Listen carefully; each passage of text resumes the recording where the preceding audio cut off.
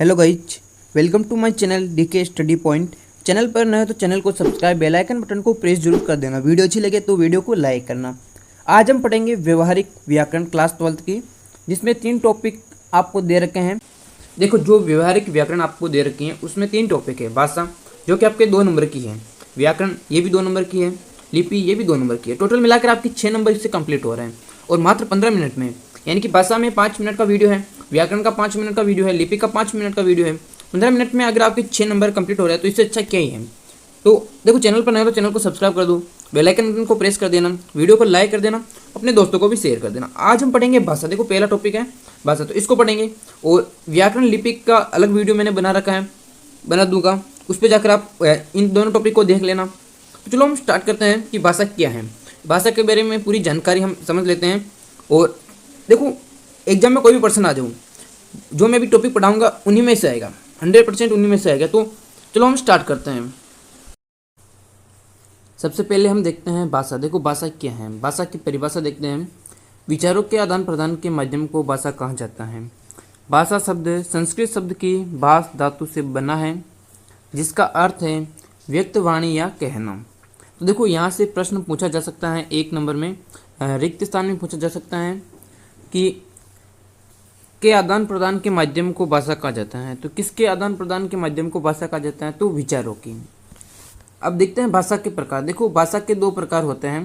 पहला है मौखिक, दूसरा है लिखित, है ना। 2 प्रकार होते हैं, एक तो होता है मौखिक, एक होता है लिखित। मौखिक ये स्वाभाविक और परिवर्तनशील है। जैसे देखो, कोई बच्चा जन्म लेता है तो वह पहले लिखता है या बोलता है? तो बोलता है, तो वह एक स्वभाव है, स्वभाव में आती है वो ये भाषा। इसलिए मौखिक क्या है? स्वाभाविक है और ये परिवर्तनशील भी है। लिखित ये भाषा का एक स्थिर रूप है। क्या है? भाषा का जो स्थिर रूप है। ये भाषा के विभिन्न अंग। देखो, भाषा के विभिन्न रूप कौन से हैं? मूल भाषा, विभाषा, बोली, उपबोली, है ना। अब हम देखते हैं भाषा की इकाइयाँ। देखो, भाषा की कौन कौन सी इकाइयाँ हैं? भाषा की 5 प्रमुख इकाइयाँ हैं। यहाँ से भी प्रश्न पूछा जाता है, 1 नंबर का पूछ लिया जाता है। ये आपको याद रखना है कि भाषा की 5 इकाइयाँ हैं। पहला है ध्वनि, दूसरा है वर्ण, तीसरा शब्द, चौथा पद, वाक्य। देखो, ध्वनि क्या है? हमारे मुंह से जो भी निकल रहा है वही तो है ध्वनि। वर्ण क्या है? अक्षर, क, ख, ग, आपने पढ़े होंगे वर्णमाला, तो वो क्या है? वर्ण है। शब्द, देखो शब्द क्या है? वर्णों के सार्थक समूह को क्या कहते हैं? शब्द कहते हैं, है ना। तो ये क्या हो जाएगा? एक पद हो जाएगा। राम ने, क्या हो जाएगा? राम ने।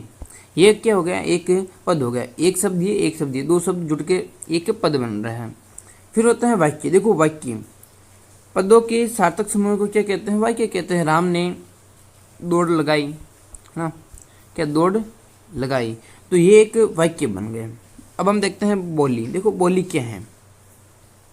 एक सीमित क्षेत्र में बोली जाने वाली भाषा को स्थानीय रूप को क्या कहते हैं? बोली कहते हैं। इसे उपभाषा भी कहा जाता है ना।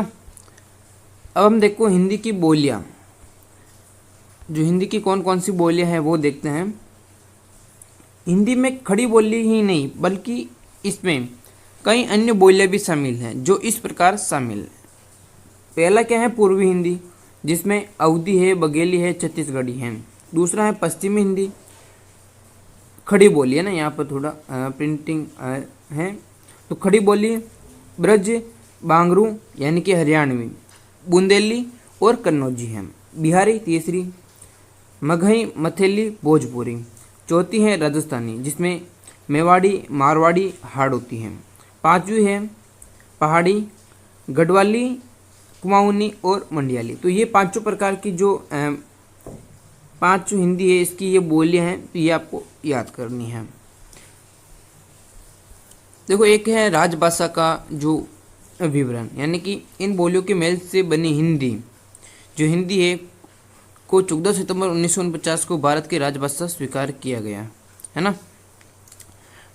14 सितंबर 1949 को भारत की जो राजभाषा है वो स्वीकार की गई हिंदी। तो ये हमारा देखो 2 नंबर का टॉपिक है वो कंप्लीट हो गया। अगले टॉपिक में हम लेकर आएंगे व्याकरण, फिर उसके अगले टॉपिक में हम लेकर आएंगे आपके लिपि। तो ये 2 टॉपिक और बाकी हैं, जिससे आपके 2-2 नंबर और आ जाएंगे। टोटल मिलाकर 6 नंबर आपके यहाँ से कंप्लीट हो जाएंगे। चैनल पर नए हो तो चैनल को सब्सक्राइब कर देना और व्याकरण वाला टॉपिक आप देख लें। धन्यवाद।